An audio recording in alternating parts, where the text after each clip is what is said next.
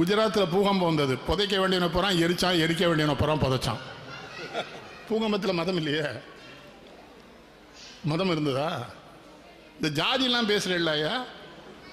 மேலே அந்த காட்டில் போய் மாட்டிக்கிட்டீங்க இங்கே ஒரு புலிட்ட, ஜாதி சொன்னால் விடுமா? தாசில்தார் கொடுத்த சர்டிஃபிகேட்டை கொடுங்களா, என் சைவ விழாளர் திருநெல்வேலி, ஒரே அடி.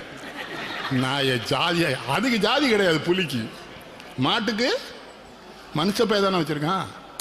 ஜாதி மதங்களை பாரோ உயர் ஜன்மம் இத்தேசத்தில் எழுதினராயின் வேதியராயினும் என்று யார் பாரதி சொல்கிறான்.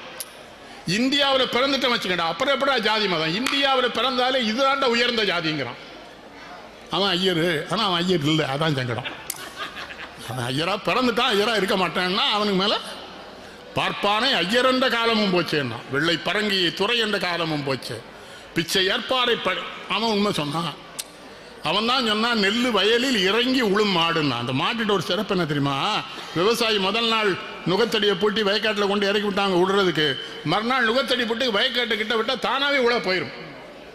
மனுஷன் தானே போக மாட்டேங்கான். ஜாதி சர்டிஃபிகேட். நான் பையன் சாப்டரில் படித்தான், நோயல் சார் ஹெட் மாஸ்டர். அப்போ இவன் சொன்னான் என்கிட்ட வந்து, என் பையன் மதியம் சாப்பிடும்போது என்னை சிரிச்சுக்கிட்டே பார்க்கான். பெரிய இப்போ சினிமாவில் இருக்கான, என்னப்பான்னு நீங்கள் பாட்டு ஜாதிலாம் இல்லை, ஜாதி இல்லைடி பாப்பா கொல்லாம் சொல்லிட்டீங்க, ஹெட் மாஸ்டர் சாதி சர்டிஃபிகேட் வாங்கிட்டு சொல்கிறாருன்னா. அவனுக்கு நம்மளை கேவலமாக தெரியுது. நீ லூஸாக பாங்க. நான் லூஸ் இல்லைப்பா, நான் உண்மையாக சொன்னேன்னு. ஹெட் மாஸ்டர் சொன்னேன் இந்தியன்னு போட்டு சேர்த்துக்கணுங்கன்னு. கம்யூனிட்டி சர்டிஃபிகேட் இல்லைன்னா பள்ளிக்கூடம் படிக்க முடியாட்டார்.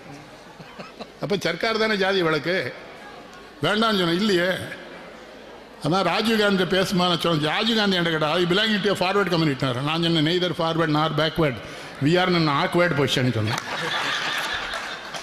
அவர் என்ன பண்ணார் தெரியுமா? அதான் ராஜீவ்காந்தி ரசித்து எழுதி உங்க எழுத்து போட்டு கொடு, நான் வச்சுக்கிறேன்னார். அதானே இருக்கு. நீங்கள் ஒன்றும் இல்லைங்க, இந்த ஜாதி வகுத்திருக்காங்கல்ல அரசாங்கம், அதுலேயே இந்த ஃபார்வர்ட் கம்யூனிட்டி பேக்வேர்ட் சர்டிஃபிகேட் வாங்கிடுதானே. என் பையனுக்கே சர்டிஃபிகேட் வாங்க போகும்போது தாசில்தார் எனக்கு தம்பி முத்துக்குமார் சாமி இருந்தான். அவனை விட்டு இவனுக்கு ஜாதி சர்டிஃபிகேட் வாங்கினேன்னா நான் பேக்வேர்டு போட்டு தரேங்க. நான் சைவப்பில் ஃபார்வேர்டு, பிராமணனோட நாங்கள் மட்டும்தான் இருக்கோம் ஃபார்வேர்டு, அது ஒரு பக்கம் வச்சுக்கிடுவோமே. ஆனால் அவன் நல்லா இருக்கான், அது ஒரு பக்கம் வச்சுக்கிடுவோம். அவன் எல்லாம் யார் வந்தாலும் நல்லா இருப்பான். இப்போ ஸ்டாலின் வந்தாலும் அவர் கூட அவனும் தான் வந்திருக்க போகிறான் இன்றைக்கி சொல்லேன். அப்போ சொன்னேன் பேக்வேர்டு இப்படிடா கொடுப்பேன்னு. துளுவ வேளாண்னு போட்டால் பேக்வேர்டுன்னு, இல்லை அதுக்கு மேலே இதாக இருக்கான்னு. இசை வேளாண்னு போட்டால் மோஸ்ட் பேக்வேர்டுன்னு. அதுக்கு என்னெல்லாம் வித்தியாசம்னா 500 தான் வித்தியாசம்ட்டான்.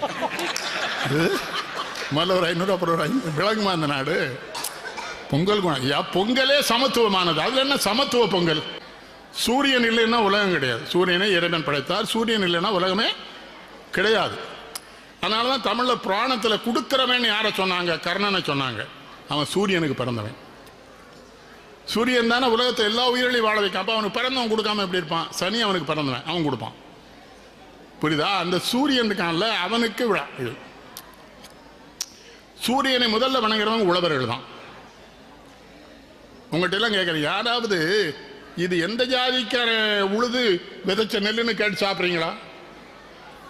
இன்னொன்று உங்கள் எல்லாரும் அநேகமா எல்லாருக்குமே சுகர் இருக்கும். உங்களுக்கு சுகர் இருந்தால் தான் நீங்கள் தமிழர்கள். ஆனால் ஒன்று சொல்கிறேன் உங்களுக்கு, நீங்கள் எல்லாருக்கும் உங்கள் எல்லாருக்கும் சொல்கிறேன், இந்த சம்பா அரிசியில் பொங்கல் விட்டு தானே சாப்பிட்றோம், சிவப்பு சம்பா. கேரளாக்காரன் போகிறான் தினசரி சிவப்பு சம்பா சாப்பிட்றான், அங்கே சுகரே கிடையாது. இந்த தீட்டின அரிசி, பொன்னி அரிசி, வெள்ளை வெள்ளை இருந்துங்கல்ல, அதுதான் நோயே. எதுனா நோயா அதெல்லாம் தின்னுங்க. அந்த பொன்னி அரிசி அது தீட்டிட்டோங்க, அதான் சோழியை முடிச்சிட்டான் நம்மளை. சம்பா அரிசி சாப்பிடு ஆரோக்கியம். கேரளாவில் போ, மோகன்லால் சரியா சினிமா நடிகை பாப்புலர். அவன் ஒரு வேட்டி கட்டி திருவனந்தபுரத்தில் நடந்து வரான், ஒருத்தர் அவன் பின்னால் போக மாட்டான். இங்கே குஷ்புக்கு பட்டக்ஸே இல்லை, அவன் பின்னால் போகிறான்னு ஒரு பெரிய கூட்டம். என்னடா இந்த நாடு? நீங்கள் எனக்கு ஒன்றும் புரியலைங்க. இப்போ காஜா மைதீன் பாயெல்லாம் அது பெரிய விற்பனர் இஸ்லாத்தில். நபிகள் நாயகன் சொல்கிறாரு, அவன் மதம் அவனுக்கு, ஓ மதம் உனக்கு, சண்டை போடாதுங்கிறார் நபிகள் நாயகன். தமிழ் சொல்லுது வேறுபடு சமயமெல்லாம் புகுந்து பார்க்கின் விலங்கு பரம்பொருளே விளையாட்டெல்லாம் மாறுபடும். தமிழ் சொல்லுது, நான் எல்லா சமயங்களையும் நுழைஞ்சு பார்த்தேன் கடவுளே, நீ தான் எல்லா இடத்துலையும் கடவுளாக இருக்கேன்னு.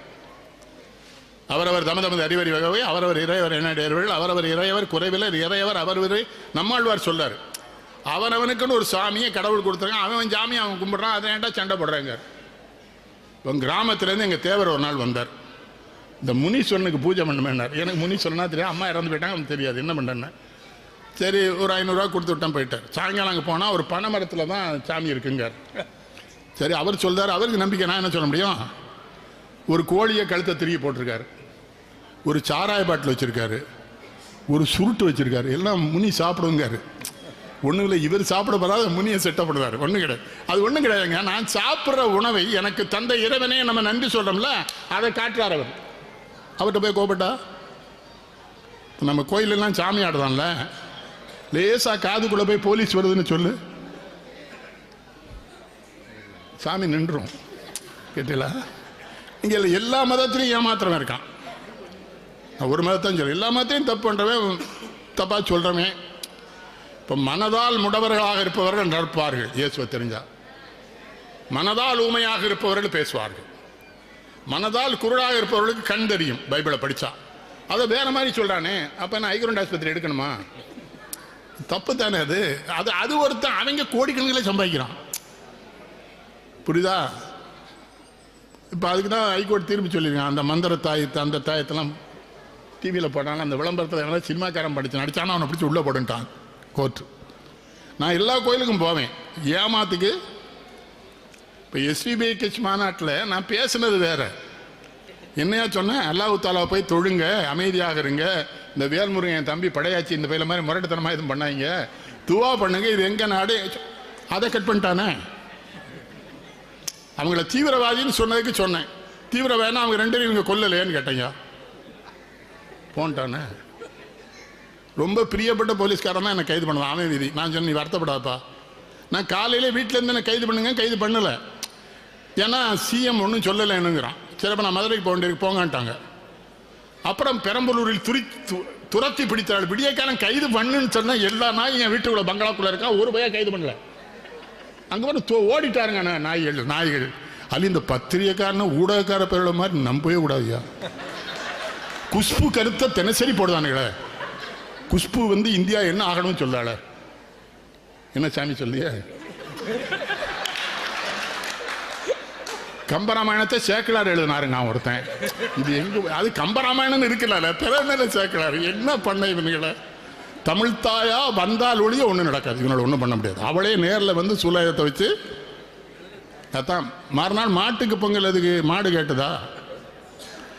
மாட்டுக்கே தினசரி பச்சரிசி பொங்கி சாப்பாடு கொடுத்தீங்க, மாடு ஆரோக்கியமாக இருக்கும்.